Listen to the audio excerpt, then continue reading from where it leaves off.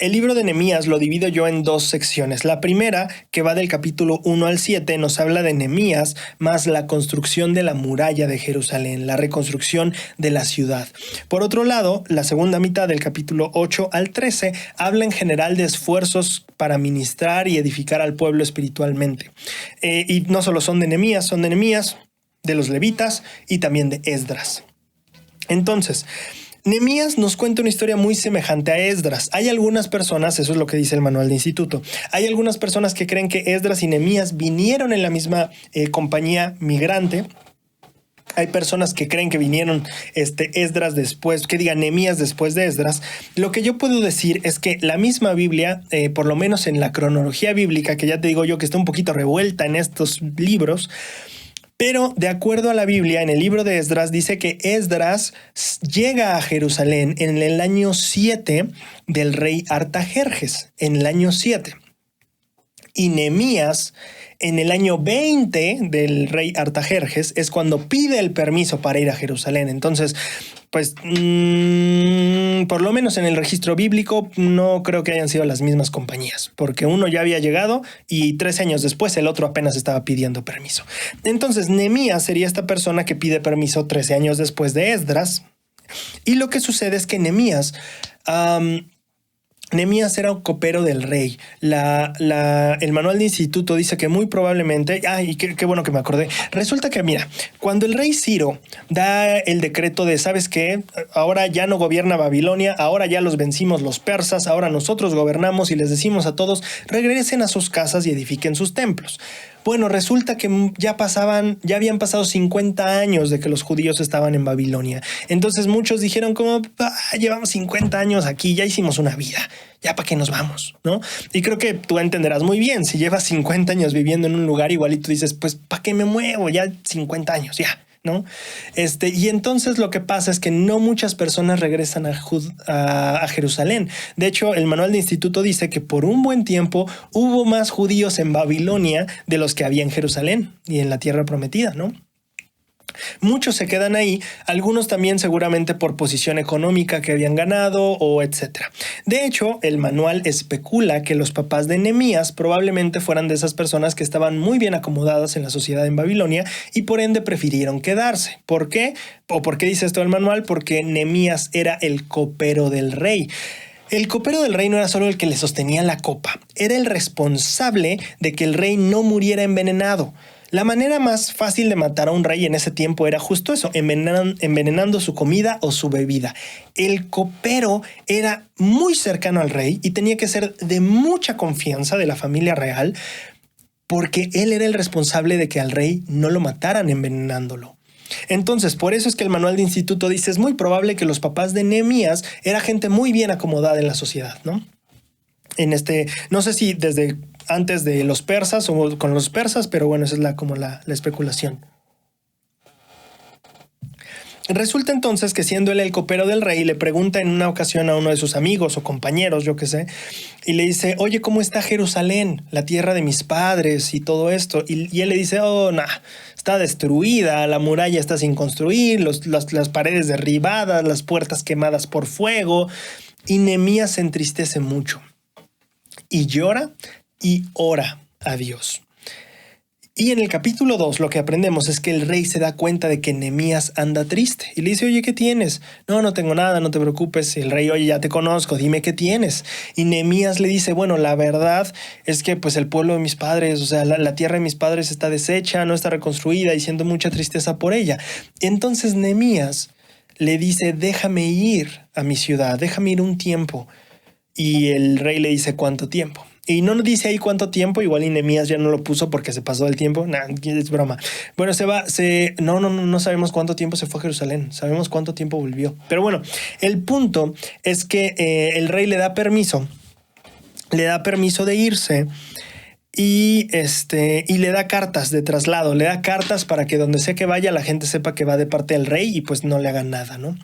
Y entonces lo que sucede es que hay dos personajes importantes aquí que son Sanballat y Tobías, y estas dos personas que solo se mencionan como un horonita y un siervo amonita, no les gusta lo que está haciendo Nehemías y entonces desde el principio se enojan con él desde que saben de su viaje y todo esto. Y ahorita vamos a ver, ellos son como los enemigos número uno de esta parte del libro de Nehemías. Bueno, resulta que Nehemías llega a Jerusalén y empiezan los planes para la construcción, pero justamente Sanbalat y Tobías los empiezan a molestar preguntándole, hey, ¿se están rebelando en contra del rey? Están construyendo esta ciudad para levantarse en contra del rey. En el capítulo 2 se enlista a todas las personas que participaron en la construcción. Se enlista las casas, las familias, y no solo que participaron, sino en qué porción de la muralla de Jerusalén participaron. En el capítulo número 4 resulta que estos dos enemigos, por así decirlo, Sanbalat y Tobías, se burlan de la reedificación del templo y literalmente se burlan diciendo pues la reedificación ni les va a salir, se va a caer esa muralla, ni va a aguantar nada, así como solo se burlaban de ellos.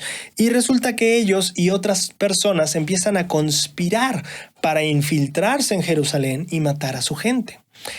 Y entonces resulta que esto llega a oídos de Nehemías y entonces Nehemías prepara a su gente, los arma, los separa por familias, los prepara para la batalla y entonces el ataque se detiene, como que sus enemigos desisten, pero Nehemías de todas maneras, aunque los enemigos ya no venían, lo que pasa desde ahí en adelante es que toda persona que trabajaba en la muralla del templo, que diga en la muralla de Jerusalén, trabajaba prácticamente con pala y con arma. Entonces todos llevaban su arma siempre, porque sabían que pues no les caían muy bien a muchas personas y pues ya iban a tal vez venir a atacar, ¿no? Y entonces desde ahí siempre llevaban armas los obreros o la gente que trabajaba en la muralla. Y de hecho Nehemías les da instrucciones de mira, no somos muchos y si ellos atacan en este lugar, la persona va a hacer sonar, no me acuerdo si dice trompeta o cuerno, pero hace sonar algo y todos debemos ir para allá. Y si escuchas el sonido por allá, todos vamos por allá. Y si lo escuchas en esta otra parte de la muralla, todos vamos por allá. Nehemías prepara muy bien a su gente para responder ante cualquier emergencia. Y así acaba el capítulo número 4. El capítulo número 5 resulta que hay una crisis económica y Nehemías se entera de estas personas que se acercan con él y le dicen, oye Nehemías, es que no me alcanza para pagar esto, o los campos que yo tenía ya me los quitaron, o estoy tan endeudado que ahora me vi en la necesidad de vender a uno de mis hijos o hijas como esclavos para pagar la deuda, pero ahora ya no logro conseguir el dinero para sacar a mi hijo de la esclavitud. Y entonces Nehemías se molesta bastante y va a hablar con los principales de la ciudad. Nehemías regaña a los nobles y a los oficiales, Entonces pelea con los nobles y con los oficiales y básicamente les dice, a ver, ¿qué pasa? ¿Cómo puede ser que los impuestos estén tan altos? Que esta gente está atrapada en una crisis y no pueden sacar a sus hijos de ser siervos y no pueden ni siquiera tener sus propias tierras, se les están quitando. ¿Qué pasa? Se supone que los sacamos de un cautiverio en Babilonia. ¿Para qué los sacamos? ¿Para hacerlos nuestros prisioneros? ¿Para hacerlos nuestros esclavos? ¿Los sacamos de un cautiverio para meterlos al nuestro? Y dice Nehemías, y ellos no tuvieron nada que decir y se quedaron callados. Y de hecho aceptan, la gente o los principales, los nobles y los oficiales del pueblo aceptan y la crisis se aplaca y ya la gente puede vivir más feliz. En el capítulo 6 ya casi están por terminar la muralla. Entonces estos enemigos de Nehemías se vuelven a enterar, en específico este hombre llamado Sanbalat. Y entonces Sanbalat le escribe una carta a Nehemías y le dice, oye, vamos a reunirnos. Nehemías le dice, estoy en una obra muy importante, no tengo tiempo, que es justamente el nombre de la sección del manual de esta semana. Estoy en una gran obra, ¿no? No puedo. Le vuelve a escribir Sanbalat y Nehemías, no puedo. Le escribe 3 veces, no puedo. 4 veces, que no puedo. Y a la 5ª vez que le escribe, era un hombre muy persistente, algo quería. Y a la 5ª vez que le escribe, le dice, se escucha que ustedes, o sea, se rumora que ustedes van a rebelarse. Y se rumora que tú pusiste a profetas para que predicaran al pueblo que tú debes ser el rey. Y que la gente está empezando a ponerte como rey. Y esto se va a llegar a saber a los oídos del rey persa, ¿eh? Y Nehemías, como todo un profesional, baja de pechito, como dicen en el fútbol, baja de pechito la amenaza y le dice, no es cierto, son mentiras, bye. Entonces Nehemías le dice, no, gracias, hasta luego. Y pues se frustra el intento de frustrar la obra de la muralla. Esto es en el capítulo 6. Y después se narra que se acaba la construcción de la muralla. Y de hecho está tan bien hecha que dice que incluso los enemigos se ponen a admirarla y que acaban diciendo los enemigos de Nehemías, esto fue hecho por obra de Dios, ¿no? En cuanto a la muralla. Después, en el capítulo 6, no es cierto, en el capítulo 7, ya es el último de la historia de Nehemías principalmente, resulta que al terminarse el muro se designa quién va a ser el portero, quién va a ser el guardia de seguridad y se ponen a las puertas estas personas. Y Nehemías dice que fue inspirado a hacer un censo y entonces se revisa la gente que vino, etcétera, y en eso se encuentran un libro de la genealogía de los que vinieron de Babilonia. Recuerda que, a ver, la ida de Babilonia a Jerusalén fue en varias compañías, como los pioneros, ¿vale? Entonces, Nehemías encuentra un libro de la genealogía de los que vinieron, entiendo yo originalmente, de Babilonia, y se escribe otra lista, más bien se describe la lista de lo que se encontró en el libro, y a los que no pudieron demostrar la genealogía como en el sacerdocio, pues se les prohibió el sacerdocio. Ahora vamos con como la última parte del libro de Nehemías, que trata acerca de los esfuerzos espirituales para elevar o edificar o ayudar al pueblo espiritualmente. Resulta que en el capítulo 8 empezamos aprendiendo de Esdras. Acuérdate, son contemporáneos. Es la historia ya final de lo que tenemos del pueblo judío. Entonces Esdras lee el libro de Moisés al pueblo y lo interpretan porque estando 50 años en Babilonia, la gente pues olvida bastante mucho el hebreo, principalmente si eras joven en Babilonia, ¿no? Y entonces lo interpretan al idioma, los sacerdotes, la gente llora, Esdras los manda a comer manjares y a tomar bebidas dulces y ellos se van felices porque se les ha explicado las escrituras. Al día siguiente, los levitas, sacerdotes y Esdras mismo encuentran en los escritos de Moisés que debe haber una fiesta de los tabernáculos. Y esta fiesta de los tabernáculos se hace por primera vez desde la época de Josué, hijo de Nun. Si era Nun, no lo anoté y ahora estoy dando el nombre. Pero bueno, Josué, el ayudante de Moisés. Entonces, es esta celebración, para quien no se acuerde, es básicamente que ellos van a vivir en chozas hechas con ramas durante 7 días o 5 días, ya no me acuerdo, pero durante varios días, durante una semana. Y eso más que nada en representación o en memoria de que así vivían en el desierto, que así viajaron en el desierto y que no se les debe olvidar que así fue como ellos estaban y que ahora pues tienen casas edificadas, ciudades, etcétera. Entonces se restaura esa tradición, ese mandato, esa fiesta mandada por Jehová. Imagínate, desde la época de Josué, hijo de Nun, no se hacía, entonces ya tenía mucho tiempo. Después, en el capítulo 9, ese mismo mes se reúnen, dice la Biblia, en ayuno y con cilicio y polvo sobre sí. Y ahora sí, ya que todos los cónyuges, ¿te acuerdas que Esdras había hecho el convenio con el pueblo en el libro de Esdras? Diciendo, hey, las personas que tengan cónyuge que no sea judío, pues tiene que irse, y los hijos de esa persona o los hijos que nacieron de esa mujer tiene que irse también. No sé cómo era al revés, si tú eras una mujer judía y te habías casado con alguien extranjero, no sé cómo era, aquí solo se escribe si tu esposa era no judía, ¿no? Pero bueno, entonces una vez que ya se hizo eso y ya que todos los cónyuges no judíos se habían ido, Israel confiesa sus pecados y las iniquidades de sus padres. Aquí estaban aprendiendo de las escrituras, entonces no solo se daban cuenta de lo que ellos estaban haciendo mal, sino también lo que sus padres hicieron mal. Y entonces los levitas oran y relatan la historia del pueblo. Ahí es un resumen desde la época de Abraham, no, de Moisés, según yo. Los levitas declaran la historia y hablan de la misericordia de Jehová y de la rectitud que debemos tener. Y entonces proponen hacer un convenio para ser rectos. Y lo que pasa en el capítulo siguiente, en el capítulo 10, es que justamente el pueblo firma o hace un convenio de no casarse fuera del convenio, de guardar los días de reposo de pagar los diezmos, de contribuir para la obra del templo y de guardar los mandamientos en general. Aquí hay dos datos bien interesantes que quiero yo aclarar a nivel como de las escrituras y la historia. En primer lugar, esta es la primera escritura que yo recuerdo del Antiguo Testamento, corrígeme si estoy mal, pero yo no recuerdo otra escritura del Antiguo Testamento hasta ahorita que haya dicho que el día de reposo no solo es no trabajar y no hacer tu obra, sino también no comprar a los mercaderes ese día. Entonces esa es la escritura que introduce ese tema diciendo que el convenio también es, oye, no vamos a comprarle a la gente que venga a vendernos en domingo. Sábado, en ese tiempo era sábado. Perdón, error, sábado.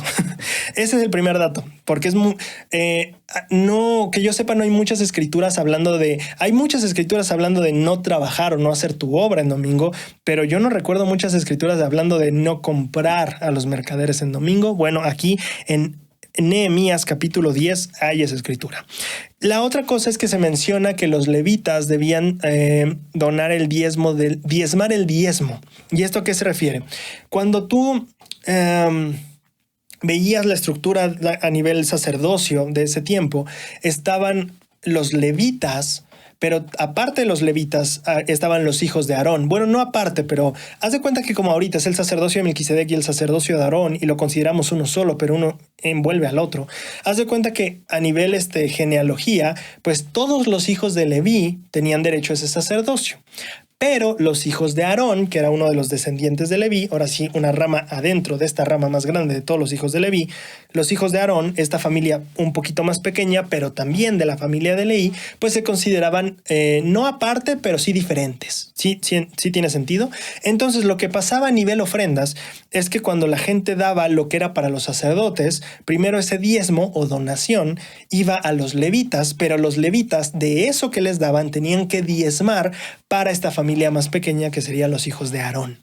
¿Tiene sentido? Entonces por eso se menciona en ese capítulo que se debe dar el diezmo del diezmo, porque del diezmo o donación que recibían los levitas tenían que dar diezmo o donación a los hijos de Aarón. Ahora, en el capítulo 11, ya que quedó la ciudad hecha, ahora es, bueno, quién va a vivir aquí adentro y quién no, porque todos no cabemos aquí. Entonces se hace un sorteo para definir qué familias van a vivir adentro y qué familias van a vivir afuera de las murallas de Jerusalén. Después, en el capítulo 12, se enlista a los sacerdotes y levitas que vinieron de Babilonia. También se dedican los muros de Jerusalén y se señalan los oficios de los sacerdotes y los levitas, sus responsabilidades, qué hacen, etc. En el capítulo 13, resulta que leyendo el libro de Moisés, se enteran de que los amonitas y los moabitas no deberían tener lugar en la congregación porque cuando Moisés vino hacia la tierra prometida, ellos no salieron a recibirlo, sino más bien le pagaron a, Balaam, el profeta, para que los maldijera. Entonces Jehová había decretado eso con Moisés. Ellos, leyendo las escrituras, se dan cuenta de eso y expulsan a todos los moabitas y amonitas de entre ellos. Lo que sucede después son 3 historias de Nehemías y cosas que hace en cuestión de su ministerio. Resulta que Nehemías cumple su promesa de regresar a Babilonia con el rey y entonces se va de Jerusalén por 12 años. Después de 12 años, Nehemías vuelve a volver de Babilonia. Sí, vuelve a volver. Sí, aplica. Porque ya había vuelto una vez, así que vuelve. No importa. El chiste es que viene a Jerusalén después de 12 años. Y resulta que encuentra el templo en unas condiciones deplorables. Y de hecho encuentra que hay una persona, un sacerdote llamado Eliasib, que hizo alianza con Tobías. Aquí yo asumo que es el mismo Tobías que era enemigo de Nehemías al inicio, cuando construyó la muralla, pero no se aclara precisamente. Pero bueno, él hizo alianzas con esta persona, este sacerdote, y de una de las habitaciones del templo donde se guardaban los diezmos, las ofrendas y eso, él sacó todo eso y le dio la habitación a esta persona, a este siervo amonita. Y entonces cuando regresa Nehemías y se da cuenta de, oye, y los diezmos, y no están, y en lugar de los diezmos ahí está la casa de esta persona o las cosas de esta persona. Entonces Nehemías se enoja mucho y saca las cosas, las avienta, dice la escritura, y se da cuenta que los levitas tampoco están en el templo, no están sirviendo en el templo, y entonces se molesta y dice, pero ¿por qué todos si no están? Y etcétera. Y resulta que al final pues no se les había dado dinero a los, o no se les había, sí, no se les había pasado lo suyo a los levitas, ¿no? Y entonces los levitas se habían ido a sus propios campos. Y entonces Nehemías contiende con los oficiales y Judá trae el diezmo a los almacenes. Aquí es básicamente el hecho de que pues los levitas no tenían cómo subsistir, van a los campos, pero pues Nehemías llega y no están en el templo, entonces le dice a la gente, hey, los sacerdotes no tendrían por qué estar trabajando por su sustento en este sentido, ellos son los que viven de estas ofrendas y ustedes no las están dando, así que denlas, y Judá empieza a dar las ofrendas. Bueno, todo eso no se dice, pero se sobreentiende. No sé si es más opinión mía. No, sí, ahorita vamos a ver por qué sí se sobreentiende eso. Pero bueno, el asunto es que esa es la primera historia. La segunda historia es que Nehemías se da cuenta que hay gente que está vendiendo y trabajando los sábados. Y entonces le dice, hey, acuérdate que no hay que comprar en este día. Y resulta que los mercaderes venían y él va a hablar con los principales de la ciudad y les dice, oye, si tú ya vimos en las escrituras que esto es justo lo que causó nuestros problemas, ¿cómo lo vamos a empezar a volver a hacer? Y entonces lo que hace Nehemías, no sé qué le dijeron los principales, no lo dice la Biblia, pero lo que hace Nehemías es que el viernes en la noche, acuérdate que el día de reposo en ese tiempo era el sábado, el sabbat, día de descanso.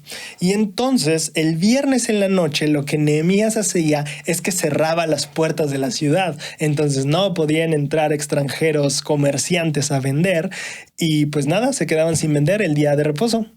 Y lo que pasa es que estos comerciantes se empiezan a esperar en la noche afuera de la ciudad, ¿no? Como de, oye, pues no cerraste, pero pues sí queremos vender mañana. Y entonces pasa así una o dos veces y Nehemías resulta que los amenaza. Les dice, si hacéis esto otra vez, os echaré mano. Y Nehemías mismo escribe diciendo, se fueron, ya no volvieron. Aquí nada más una aclaración. Este es de los primeros libros en la Biblia que habla en primera persona, porque todos los demás han sido narraciones. Aquí me llamó mucho la atención leer por primera vez el yo hice o yo dije o yo les dije. Y Nehemías hace eso mucho en el texto. La última historia es que resulta que Nehemías se entera de que hay personas que se están casando con personas que no son de Judá.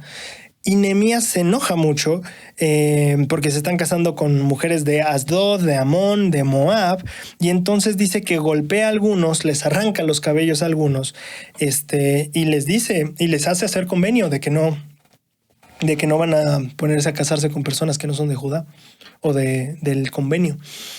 Y al final se relata como Nehemías, o más bien Nehemías relata que había un sacerdote que era hijo del sumo sacerdote, pero que estaba casado con la hija de Sanbalat. Sanbalat era el enemigo que le escribió muchas cartas a Nehemías.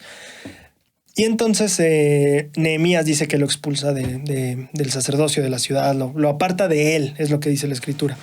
Y así es como acaba el libro de Nehemías. Vemos los esfuerzos de restaurar una ciudad, de restaurar un pueblo a estos caminos de la ley y de la espiritualidad, pero también vemos los conflictos que surgen siempre cuando esos esfuerzos se están haciendo. Y así es como acaba el libro de Nehemías.